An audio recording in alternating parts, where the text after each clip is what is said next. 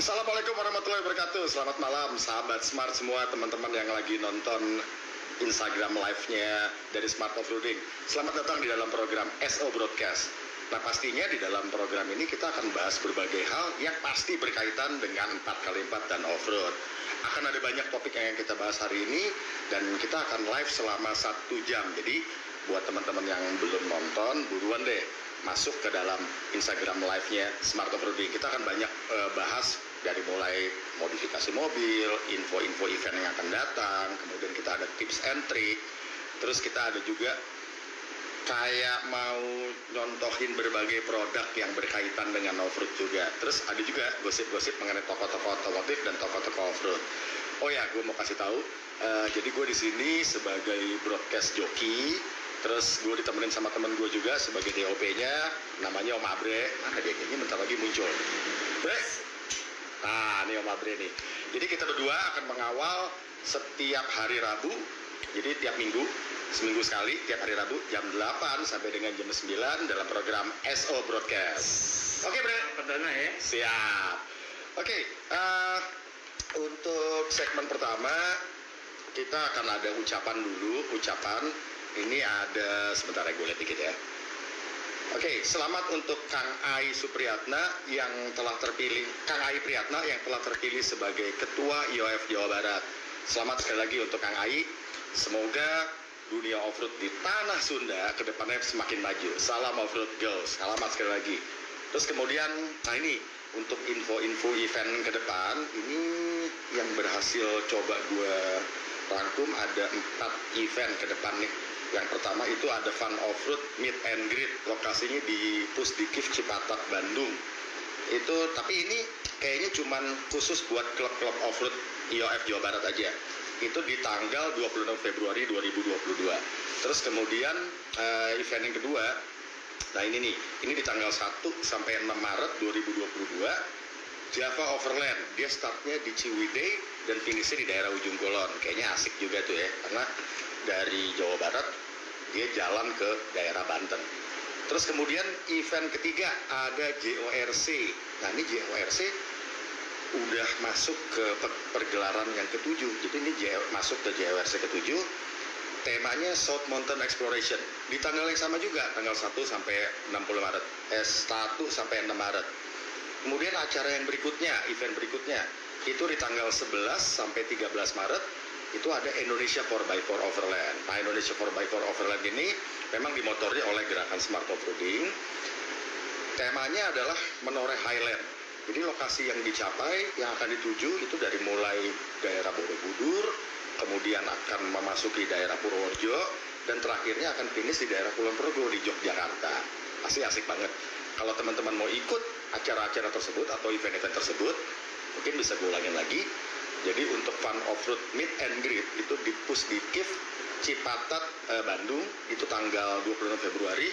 Mungkin bisa langsung kontak aja IOF Jawa Barat, tapi kayaknya event ini khusus buat klub-klub yang terdaftar di IOF Jawa Barat. Jadi langsung aja kontak IOF Jawa Barat, atau kalau nggak salah ada IG-nya juga, bisa di follow IG-nya. Terus kemudian ada Java Overland tanggal 1 sampai 6 Maret. Nah, Java Overland ini startnya di Ciwidey di Jawa Barat, terus finishnya di Ujung Kulon. Jadi ada 2 provinsi ini. Terus kemudian yang ketiga ada JORC. JORC ini sudah perhelatan yang ke-7, sama tanggalnya 1 sampai 6 Maret. Temanya adalah South Mountain Exploration. Jadi kayaknya naik-naik gunung di daerah selatan kali ya. Terus kemudian yang ketiga, yang keempat, ada Indonesia 4x4 Overland. Indonesia 4x4 Overland mengambil tempat itu di 3 lokasi. Jadi dari mulai di Borobudur, kemudian masuk ke daerah Purworejo, dan finishnya di daerah Kulon Progo, Yogyakarta, tanggal 11 sampai 13 Maret. Kalau untuk yang terakhir ini, gampang. Untuk mau tahu info-infonya, di follow aja Instagramnya Smart Offroading. Oke. Terus kemudian untuk sesi berikutnya, nah gue mau share sedikit nih mengenai tips and trick. Jadi di dalam SO Broadcast nih setiap minggunya kita akan ada beberapa yang kita share mengenai tips and trick, mengenai safety driving dan sebagainya. Nah untuk sesi yang sekarang, minggu sekarang, gue mau ngasih lihat perbedaan sebetulnya, perbedaan dan penggunaan. Jadi kalau teman-teman mungkin udah banyak yang tahu ya, kalau kita off-road itu, ini alat yang wajib yang namanya shackle ini, alat wajib untuk kita pergi off-road. Jadi ini termasuk dalam alat recovery. Gunanya banyak, macam-macam banget gunanya. Cuman mungkin ada yang masih bingung, kenapa sih kok ada dua macam? Kalau yang ini namanya D-shackle. Jadi kayak bentuknya kayak huruf D, makanya disebutnya D-shackle. Terus kemudian yang ini, nah ini orang sering sebutnya ini Omega shackle atau bow shackle. Sebenarnya dari bentuknya ini kita bisa lihat nih perbedaannya, dan ternyata fungsi dan kegunaannya juga beda-beda banget. Jangan sampai kita salah kostum ya.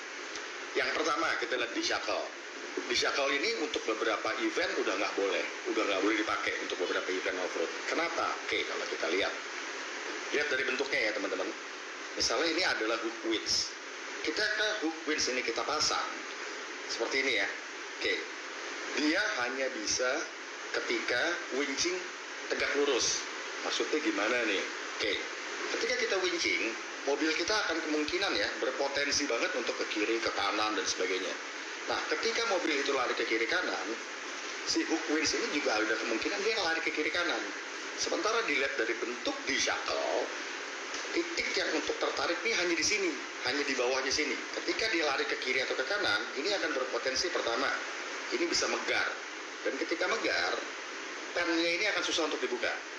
Terus kemudian, kalau misalnya hook winch ketarik ke sisi sini, terus mobil melakukan winching, ini ada berpotensi untuk pecah juga. Dan ini sangat berbahaya.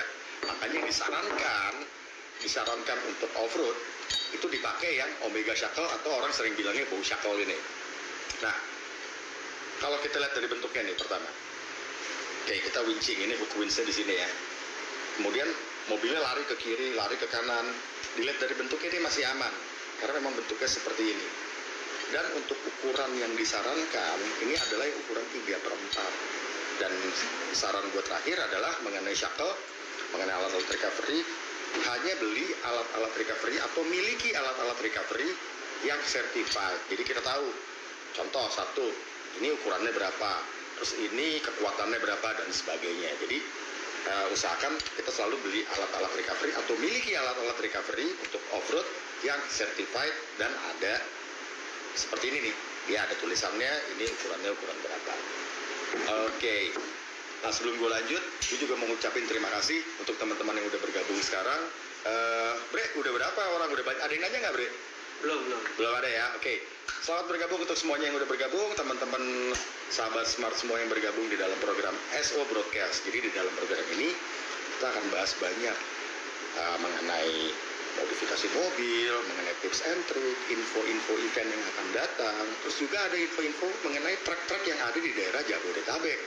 Terus juga ada gosip-gosip mengenai apa sih? Oh, ternyata gosip-gosip mengenai toko-toko off-road dan toko-toko otomotif. Terus kita akan ada juga review produk. Nah, review produk ini pastinya yang berkenaan dengan 4x4. Atau kalau misalnya ada yang mau kirim kopi ke kita, boleh nanti kita review juga. Ya nggak, Bre? Oke. Nah, terus untuk tips and trick berikutnya, nah, gue akan share sedikit mengenai, ini ada apa ya? Kalau teman-teman lihat. Oke, ini ada setir.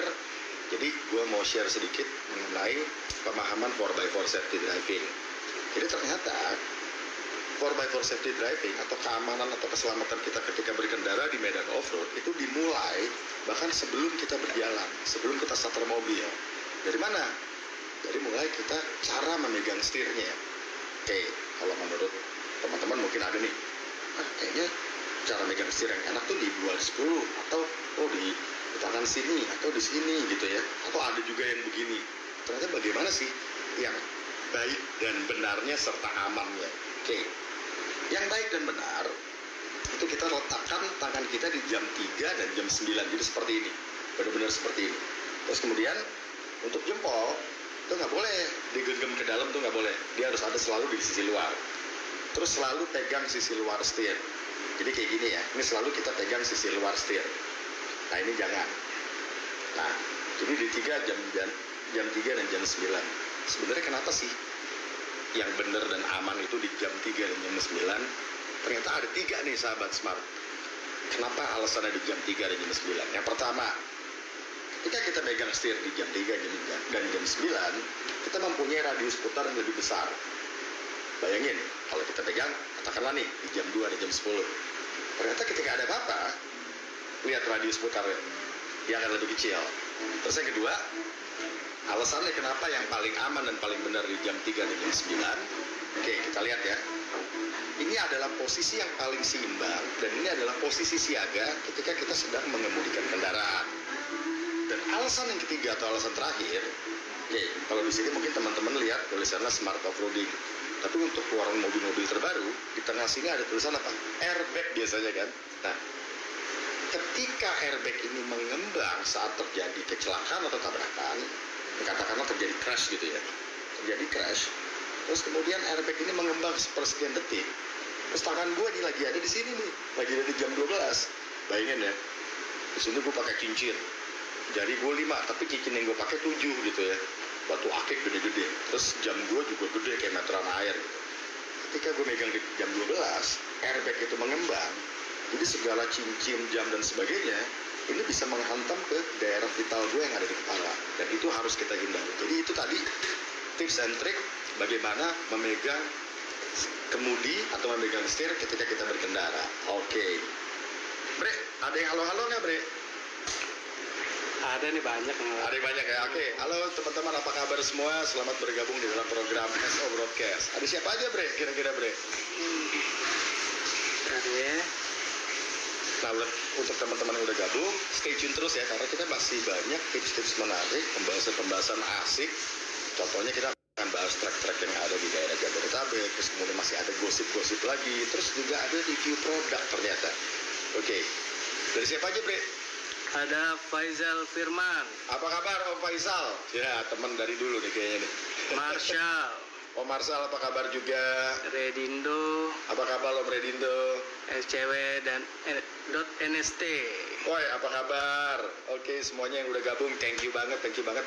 Oh ya, teman-teman juga boleh nanya kalau ada yang mau ditanyakan seputar mengenai 4x4, modifikasi kendaraan, atau apapun ya, mengenai safety driving juga silakan ditanya. Dan asiknya dalam program SO Broadcast ini, yang akan hadir setiap hari Rabu, jadi tiap minggunya di jam 8 sampai jam 9 malam, teman-teman yang mau masuk ke dalam screen, itu bisa.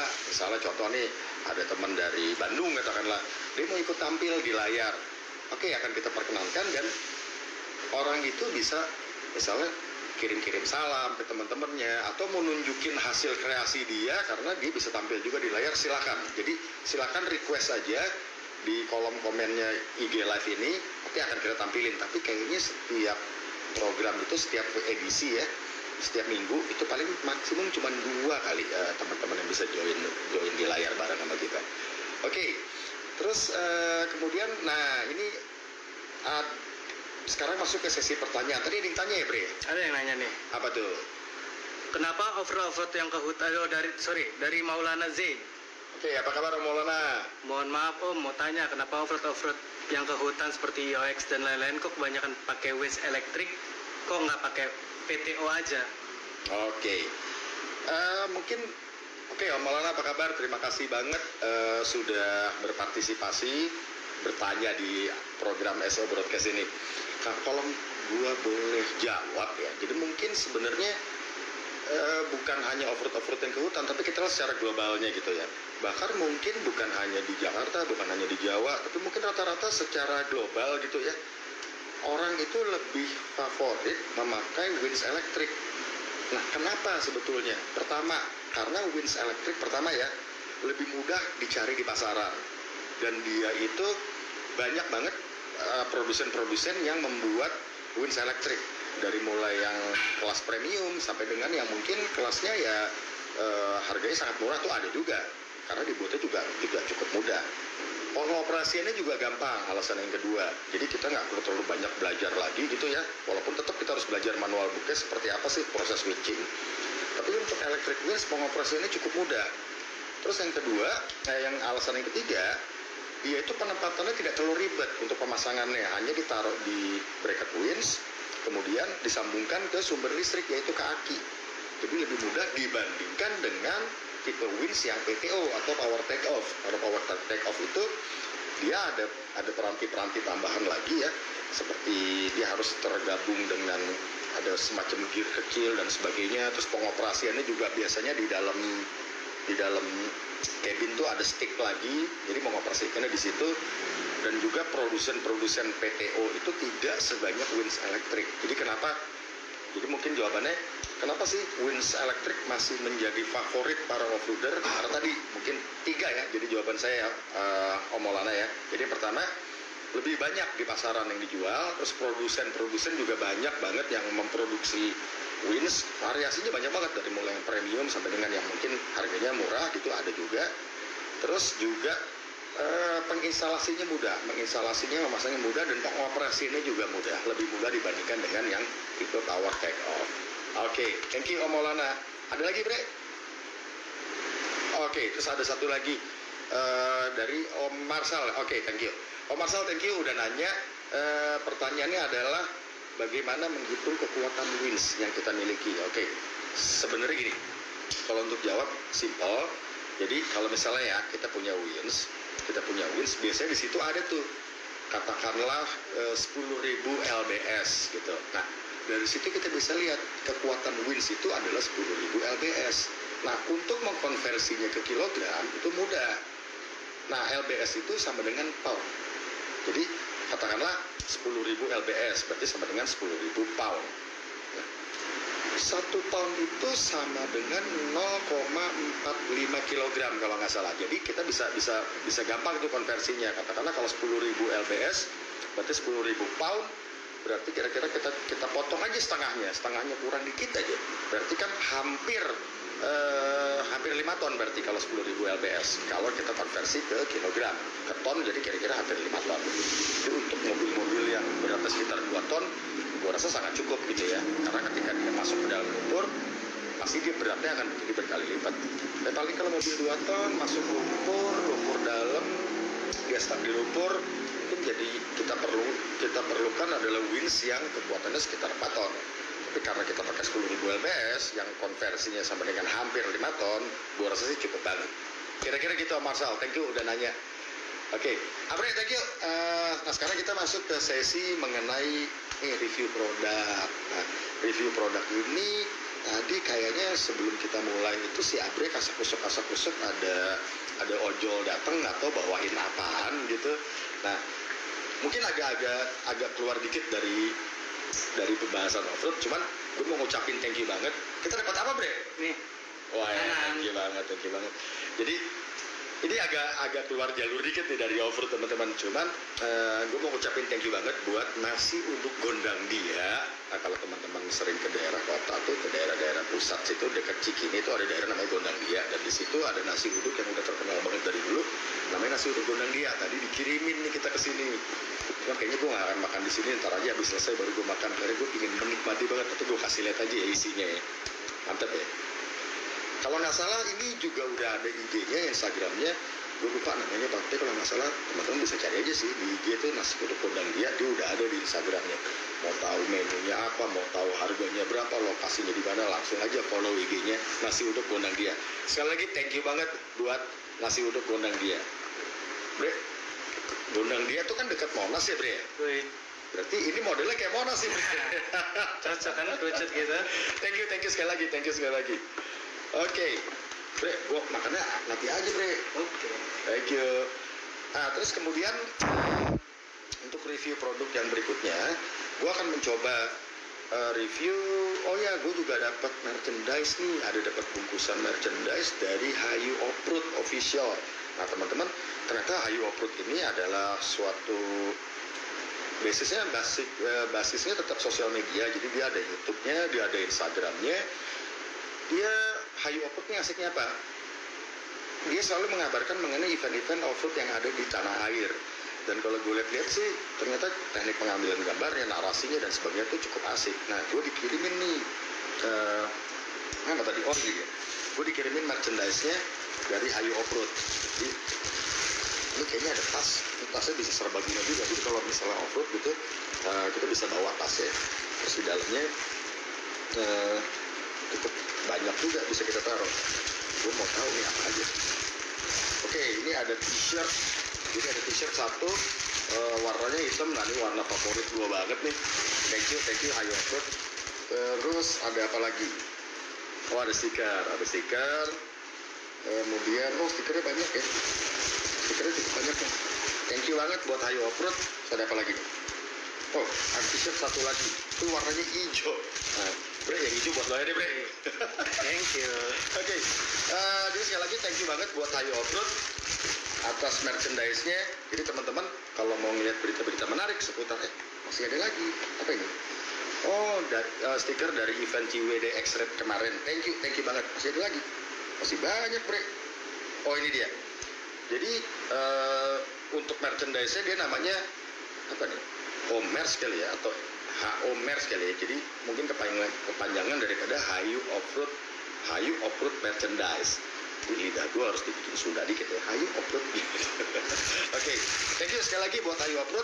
Nah, teman-teman yang mau ikutin berita-berita mengenai perkembangan atau event-event offroad di tanah air, follow aja Instagramnya Hayu Offroad. Terus kemudian untuk lihat tayangan yang lebih panjang lagi, bisa subscribe kali ya, bukan Instagram, YouTube channelnya. Jadi ternyata Hayu Offroad juga ada YouTube channelnya. Asik-asik dan menarik banget. Thank you banget Hayu Offroad. Nah, terus yang kemudian kita mau review produk. Nah, produk ini lumayan bikin gue penasaran. Namanya Kenjiro All Cleaner. Katanya dia bisa membersihkan hampir semua permukaan. Nah, kalau misalnya kita sering offroad, berarti kan kita sering kotor-kotor.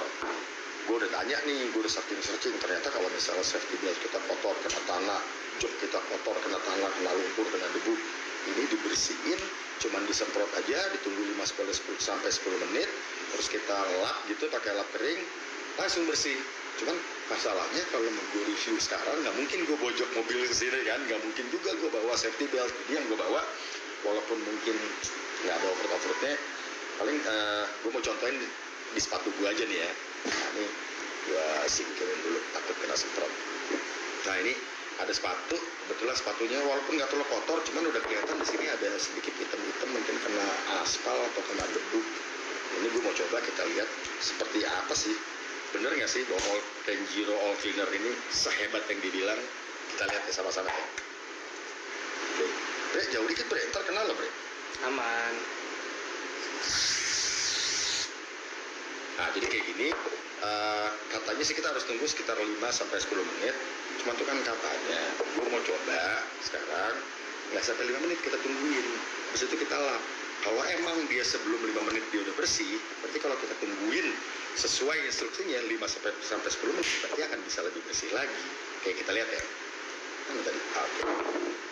Ini gue tungguin sebentar, dan ternyata emang kelihatan sih. Jadi foam atau busanya tadi gue semprot, dia udah mulai berubah warna nih foamnya nih. Dia udah mulai agak gelap, mungkin nggak terlalu kelihatan ya di layar, tapi di sini jelas banget. Si foam ini udah mulai agak gelap kelihatannya. Jadi mungkin ya kotoran-kotoran itu udah mulai diambil sama dia, ditarik sama gue. Oke, sebentar lagi akan gue coba gosok ya. Jadi ini sepatunya ini sebenarnya memang bukan gue pakai offroad. Jadi ini sepatu gue pakai sehari-hari. Jadi tadi kena kotoran bekas aspal atau debu gitu. Nah, ini sekali lagi Kenjiro All Cleaner katanya pembersih serbaguna. Dia bisa bersihin apa aja, hampir semua permukaan dia bisa dibersihin, dari mulai sepatu, terus kemudian jok mobil, interior lainnya kayak misalnya backlighting, terus apa ya, plafon gitu. Kalau misalnya kita offroad itu kan sering tuh kotor tuh, kena debu, kena lumpur. Nah, ini kayaknya udah mulai kelihatan nih, foamnya udah mulai turun. Kita lihat ya. Kalau tadi instruksinya sih tunggu 5-10 menit.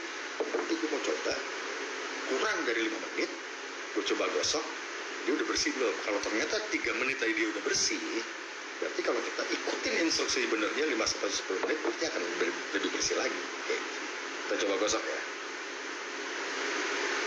Ini jangan ketahuan bini gue, karena ini anduk rumah gue bawa. Oh, emang benar-benar bersih loh. Oke. Keren.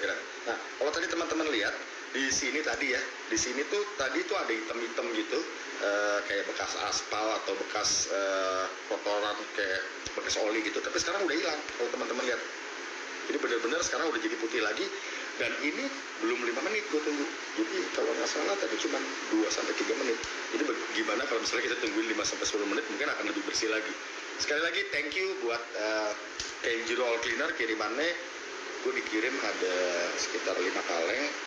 Abre boleh 3 kaleng, gue 2 kaleng aja lah apa deh. Thank you. Oke, sekali lagi thank you buat Kanjiro All Cleaner.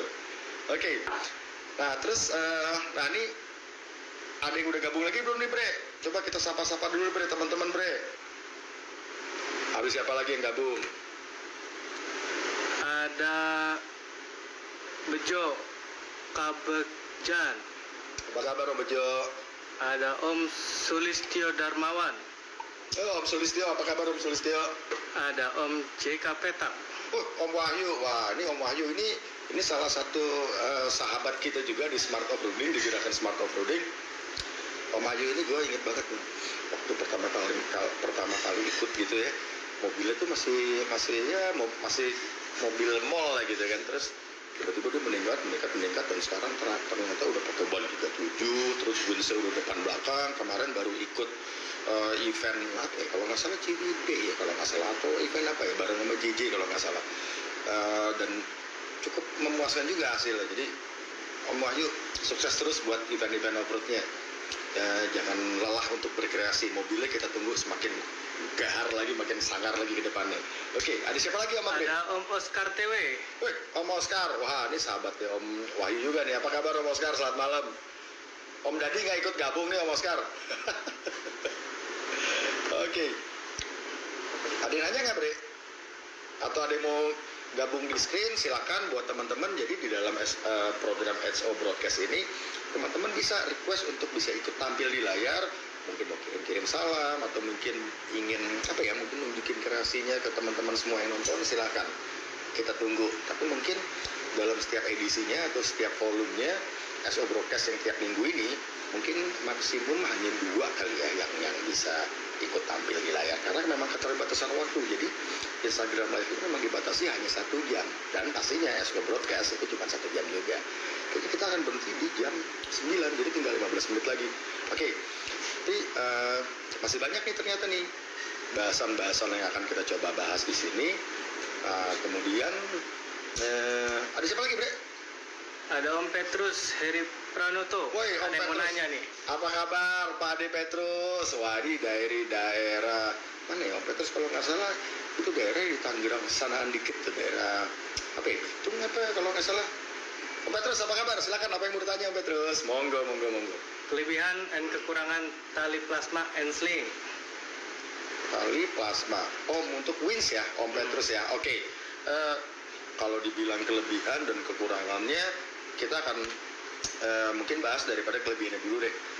Kelebihannya kalau menurut gua, plasma itu dibandingkan dengan yang wins dengan tali baja itu, sling baja, pasti dia ringan. Karena dia ringan, jadi ya pastinya lebih mudah nih buat kita nih mau naik bukit gitu ya, winching pointnya tuh di atas bukit, mobilnya di bawah, pastinya akan lebih ringan untuk kita bawa itu sling, bawa itu tali plasma ke atas gitu.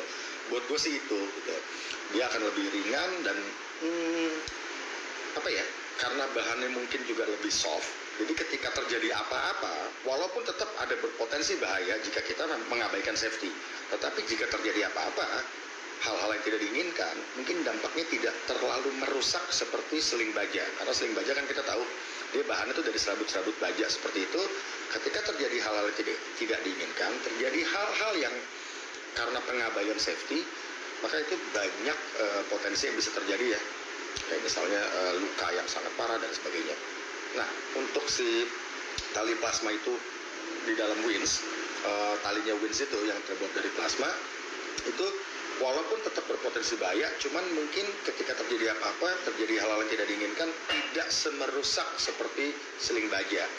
Terus kemudian kalau dibilang kekurangannya menurut gua, ya mungkin itu bukan kekurangan ya, tapi semua barang. Jadi kalau menurut gua nih, gua punya pemahaman, mau itu barang, mau itu mobil, sebagai dan lain-lain gitu ya, ciptaan manusia, itu tidak ada yang jelek. Oh ini kurang bagus dan sebagainya. Tapi yang ada apa? Yang ada limitasi. Jadi semua barang itu mempunyai limitasi. Nah kalau tali wins dengan plasma itu tadi, mungkin gue bukan bilang kekurangannya, gue bilang limitasinya. Jadi yang harus kita hindari pertama, dia maintenance-nya harus lebih daripada kita pakai seling baja, karena dia bahannya itu kan lebih soft. Misalnya nih teman-teman, ketika teman-teman habis off-road kan dia kotor, terus basah dan sebagainya. Oke, kalau kita habis dari satu obstacle ke obstacle lain digulung nggak apa-apa. Tapi begitu kita sampai rumah, itu kita keluarin aja, kita cuci. Cucinya nggak usah pakai sabun, nggak usah pakai apa-apa. Kita cuci aja pakai air bersih, gitu, sampai kira-kira tanahnya udah pada hilang. Terus kita angin-angin. Jadi juga jangan langsung digulung dalam keadaan basah, terus kita diemin lama di garasi mobil itu. Jadi sebelum kita gulung balik, kita angin-anginin dulu, baru kita gulung. Saran gue sih lebih baik ya, kalau misalnya kita, gue baru mau off-road katakanlah bulan depan, berarti kan ada jangka waktu sebulan. Itu lebih baik sih, si tali plasma itu kita copot, kita simpan aja di garasi, dibanding tergulung terus di dalam winch, mobil itu kita pakai di dalam kota, warawiri, kena panas, kena hujan dan sebagainya. Jadi mungkin limitasinya untuk maintenance-nya dan pemeliharaannya harus lebih teratur ya, harus lebih aten lah kita dibandingkan dengan yang sling belanja. Kemudian juga jangan sampai dia melewati, ketika winching ya, dia melewati benda yang tajam. Katakanlah ini ada batu nih, dia lewat di atas ini, tergesek begitu ya. Ini lama-kelamaan dia akan mudah rusak. Dan ketika sudah rusak, kita lihat secara mata, ini udah ada yang kecabut-cabut nih, udah mulai ada yang luka, segera ganti tali plasmanya. Jadi paling itu sih Om Petrus kira-kira. Oke, Om Petrus terima kasih udah nanya. Terus oke, buat teman-teman yang lainnya kayaknya tinggal 10 menit lagi, jadi mungkin kita stop di Om Petrus aja ya, Bre ya, untuk pertanyaan dan sebagainya. Karena masih banyak nih info-info yang mau gue bahas juga. Yang akan gue bahas berikutnya nih mengenai Infotrack. Jadi Infotrack di dalam SO Broadcast setiap minggunya kita akan bahas info-infotrack yang ada di daerah Jabodetabek dulu nih gitu ya. Mungkin di luar dari Jabodetabek mungkin nextnya kali akan kita bahas. Nah sekarang karena keterbatasan waktu juga, mungkin gue hanya akan share satu track.